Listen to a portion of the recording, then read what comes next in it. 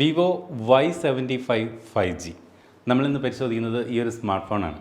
അപ്പോൾ വിവോയുടെ Y സീരീസിൻ്റെ ഒരു പ്രത്യേകത എന്ന് പറയുന്നത് Y എന്ന ആ ഒരു ലെറ്റർ സൂചിപ്പിക്കുന്നത് യൂത്തിനെയാണ്.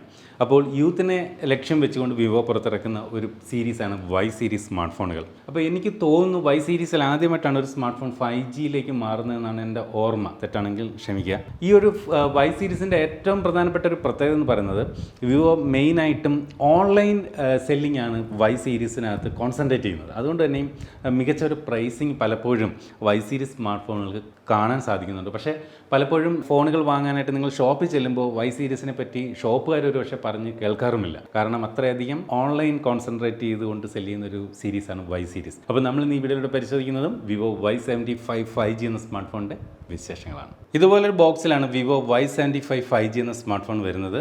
ഇതിൻ്റെ ഒരു ഫോട്ടോ മെയിനായിട്ട് ഇവിടെ കൊടുത്തിട്ടുണ്ട്. ബാക്ക് സൈഡിൽ പ്രധാനപ്പെട്ട സ്പെസിഫിക്കേഷൻ ഡീറ്റെയിൽസ് കൊടുത്തിട്ടുണ്ട്. 5G ആണെന്ന് പറയുന്നുണ്ട്. നമ്മൾ പരിശോധിക്കുന്ന മോഡൽ സ്റ്റാർലൈറ്റ് ബ്ലാക്ക് എന്ന കളർ വേരിയൻ്റ് ആണ്. എനിവേ അൺബോക്സ് ചെയ്യാം.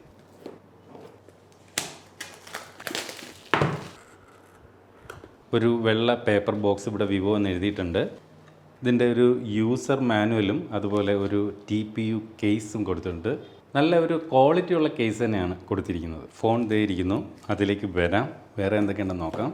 18 വാട്ടിൻ്റെ ഒരു ഫാസ്റ്റ് ചാർജർ, ചാർജിങ്ങിന് Type-C ചാർജിങ് കേബിൾ, കൂടാതെ ഒരു ഹെഡ്സെറ്റ് നൽകിയിട്ടുണ്ട്, അതുപോലെ സിം ഇജക്ടർ പിന്നും. ഇപ്പോൾ ദേ ഇരിക്കുന്നു നമ്മുടെ സ്മാർട്ട് ഫോൺ. യെസ്, ഇതാണ് വിവോ Y75 5G. ബാക്ക് സൈഡൊക്കെ നോക്കി കാണാൻ അടിപൊളി ഡിസൈൻ.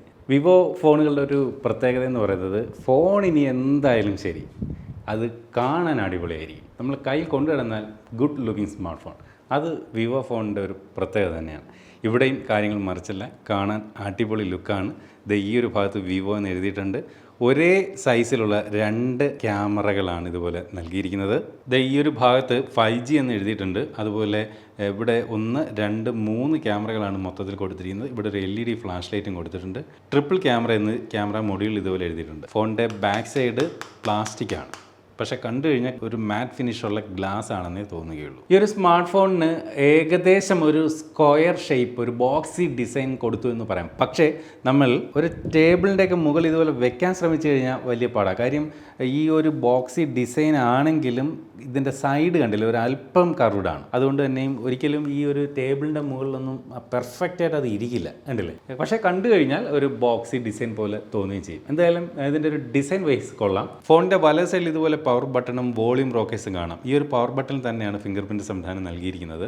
താഴെ speaker grill, USB Type-C charging port, microphone, 3.5 mm audio Jack. എന്നാൽ ഇടത് സൈഡിൽ കാര്യമായിട്ടൊന്നും തന്നെ നൽകിയിട്ടില്ല. മുകളിലാണ് സിം ട്രേയും അതുപോലെ സെക്കൻഡറി നോയ്സ് ക്യാൻസലേഷൻ മൈക്കും നൽകിയിരിക്കുന്നത്. ഇതിൻ്റെ ഒരു സിം ട്രേ ഏത് ടൈപ്പാണെന്ന് നോക്കാം. ഹൈബ്രിഡ് സിം സ്ലോട്ടാണ്, അതായത് ഒരേ സമയം നമുക്ക് 2 നാനോ സിം കാർഡുകളോ അല്ലെങ്കിൽ ഒരു നാനോ സിം കാർഡ്, ഒരു മെമ്മറി കാർഡ്. 8.25 mm ആണ് ഈ ഒരു സ്മാർട്ട് ഫോണിൻ്റെ തിക്നെസ്. കാരണം ബോക്സി ഡിസൈൻ ആയതുകൊണ്ട് തന്നെ അല്പം ഒരു തിക്ക് കൂടുതലാണ്. എന്നാൽ ഈ ഒരു സ്മാർട്ട് ഫോണിൻ്റെ വെയിറ്റ് വന്നിട്ട് 187 ഗ്രാം ഭാരം മാത്രമാണ്. നല്ല രീതിയിൽ നമുക്ക് ഇൻഹാൻഡ് ഫീലൊക്കെ നൽകുന്നുണ്ട്, കുഴപ്പമൊന്നുമില്ല.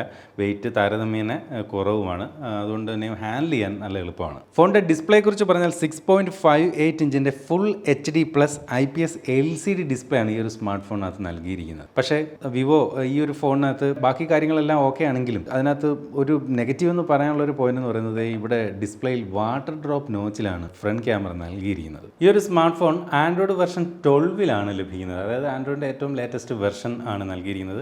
അതുപോലെ വിവോയുടെ സ്വന്തം യൂസർ ഇന്റർഫേസ് ആയിട്ടുള്ള ഫൺ ടച്ച് OS 12 ഈ ഒരു സ്മാർട്ട് ഫോൺ പ്രവർത്തിക്കുന്നത്. ആൻഡ്രോയിഡ് വെർഷൻ 12 നൽകിയിരിക്കുന്ന ഒരു വലിയ കാര്യമായിട്ട് എടുത്തു പറയട്ടെ. കാരണം ഇന്നിറങ്ങുന്ന മിക്ക ഫ്ലാഗ്ഷിപ്പ് ഫോണുകൾ പോലും ചില ബ്രാൻഡുകളിൽ ആൻഡ്രോയിഡ് വെർഷൻ 11 വരുന്നത്. അപ്പോൾ മാക്സിമം ഒരു 2 ആൻഡ്രോയിഡ് വെർഷൻ അപ്ഡേറ്റുകളായിരിക്കും ലഭ്യമാവുക. അപ്പോൾ 11 വന്നാൽ 12ഉം 13ഉം കിട്ടും. പക്ഷേ ഇവിടെ 12 വന്നിരിക്കുന്നതുകൊണ്ട് മിക്കവാറും 13ഉം 14ഉം നമുക്ക് ഈ ഒരു സ്മാർട്ട് ഫോണിനകത്ത് അപ്ഡേറ്റ് ആയിട്ട് ലഭിക്കും. അതൊരു ഹൈലൈറ്റ് തന്നെയായിട്ട് എടുത്തു പറയട്ടെ.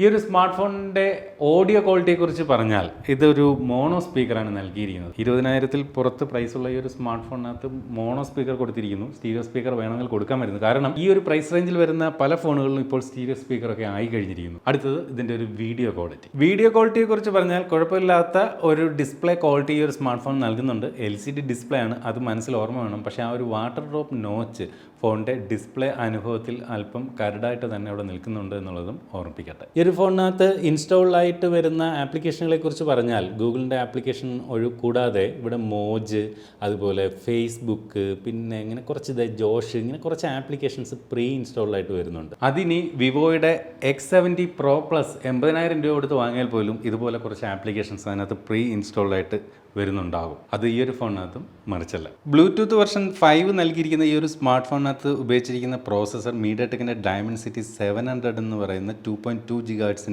Octa core പ്രോസറാണ്. അതുപോലെ റാം വന്നിട്ട് 8 GB ഇൻറ്റേർണൽ മെമ്മറി വന്നിട്ട് 128 GB ഈ ഒരു റാം നമുക്ക് 4 GB വരെ എക്സ്പാൻഡ് ചെയ്യാനും സാധിക്കും. 50 മെഗാ പ്രൈമറി സെൻസറും 2 മെഗാ ഒരു ഡെപ്ത് സെൻസറും 2 മെഗാ ഒരു മാക്രോ സെൻസർ, ഇങ്ങനെ 3 ക്യാമറകളാണ് ഈ ഒരു ഫോണിൻ്റെ ബാക്ക് സൈഡിൽ നൽകിയിരിക്കുന്നത്. സെൽഫി എടുക്കുന്നതിന് വേണ്ടി ഇത്തരത്തിൽ 16 മെഗാ ഒരു സെൽഫി ക്യാമറ വാട്ടർ ഡ്രോപ്പ് നോച്ചിലാണ് ഈ ഒരു ഫോണിന് നൽകിയിരിക്കുന്നത്. അത് എനിക്ക് വ്യക്തിപരമായിട്ട് ഒട്ടും അങ്ങോട്ട് അക്സെപ്റ്റ് ചെയ്യാൻ പറ്റുന്നില്ല. കാരണം ഇന്ന് ഇറങ്ങുന്ന ഒരു 90% സ്മാർട്ട് ഫോണുകളിലും പഞ്ച് ഹോൾ ക്യാമറയിലാണ് സെൽഫി ക്യാമറ നൽകിയിരിക്കുന്നത്. ഈ ഒരു വാട്ടർ ഡ്രോപ്പ് ഡിസൈൻ എന്ന് പറയുന്നത് ഒരു ഓൾഡ് ഡിസൈനാണ്. ഒരു പക്ഷേ ഫോണിൻ്റെ പ്രൈസിങ് ഒരല്പം കുറച്ച് നിർത്തുന്നതിനായിരിക്കും വിവോ അത്തരത്തിൽ വാട്ടർ ഡ്രോപ്പ് നോച്ച് നൽകിയിരിക്കുന്നത്. എന്ത് തന്നെയായാലും അത് ഈ ഒരു ഫോണിൻ്റെ സെല്ലിങ്ങിനെ ബാധിക്കുമോ എന്ന് ഒരു കസ്റ്റമറിൻ്റെ പോയിന്റ് ഓഫ് വ്യൂവിൽ നിന്ന് സംശയിക്കേണ്ടിയിരിക്കുന്നു. ഫോണിൻ്റെ ബാറ്ററി സൈഡിലേക്ക് വന്നാൽ 5000 mAh ബാറ്ററിയാണ് ഈ ഒരു സ്മാർട്ട് ഫോണിനകത്ത് നൽകിയിരിക്കുന്നത്. അത് ചാർജ് ചെയ്യാനായിട്ട് 18 വാട്ടിൻ്റെ ഫാസ്റ്റ് ചാർജിങ് സപ്പോർട്ട് നൽകിയിട്ടുണ്ട്. അതെല്ലാം ഓക്കെ തന്നെയാണ്. സ്റ്റാർലൈറ്റ് ബ്ലാക്ക്, ഗ്ലോവിംഗ് ഗാലക്സി എന്നീ 2 നിറങ്ങളാണ് ഈ ഒരു സ്മാർട്ട് ഫോൺ ലഭ്യമാവുക. നമ്മളിവിടെ പരിശോധിച്ചത് സ്റ്റാർലൈറ്റ് ബ്ലാക്ക് എന്ന കളർ വേരിയൻ്റ് ആണ്. അടുത്തതായിട്ട് ഈ ഒരു ഫോണിൻ്റെ പ്രൈസിംഗ് ആണ്. 21,990 രൂപയ്ക്കാണ് 8 GB 128 GB എന്ന ഈ ഒരു വേരിയൻ്റ് വിവോ വിൽക്കുന്നത്. പ്രൈസിങ്ങിനെ കുറിച്ച് നിങ്ങൾക്ക് എന്ത് തോന്നുന്നു? എനിക്ക് തോന്നുന്നത് ഒരല്പം കുറച്ച് പ്രൈസ് കൂടുതലല്ലേ എന്നൊരു തോന്നലുണ്ട്. പക്ഷേ എന്തായാലും ഈ ഒരു വാട്ടർ ഡ്രോപ്പ് നോച്ച് മാത്രമാണ് ഇതിനകത്തൊരു കുറവായിട്ട് എടുത്ത് പറയാനുള്ളത്. ബാക്കിയെല്ലാം ഓക്കെയാണ്. എസ്പെഷ്യലി ആൻഡ്രോയിഡ് 12 അപ്ഡേറ്റ് ഉള്ളത് ഒരു വലിയ കാര്യമായിട്ട് എടുത്ത് തോന്നി. ഡിസ്പ്ലേ വിഭാഗത്തിലാണ് ഒരല്പം കുറവ് തോന്നുന്നത്. ഈ പറഞ്ഞ പോലെ ഒരു വാട്ടർ ഡ്രോപ്പ് നോച്ചും LCD ഡിസ്പ്ലേയുമാണ്. ആ കാര്യങ്ങൾ ഒഴിച്ചു നിർത്തിയാൽ കുഴപ്പമില്ലാത്ത ഒരു മനോഹരമായിട്ടുള്ള സ്മാർട്ട് ഫോണാണ്. അപ്പോൾ ഇതുപോലെ മറ്റൊരു പ്രോഡക്റ്റിൻ്റെ വിശേഷമായിട്ട് നമുക്ക് അടുത്ത വീഡിയോയിൽ വീണ്ടും കാണുന്നവരെ സ്റ്റേ സേഫ്, ബൈ.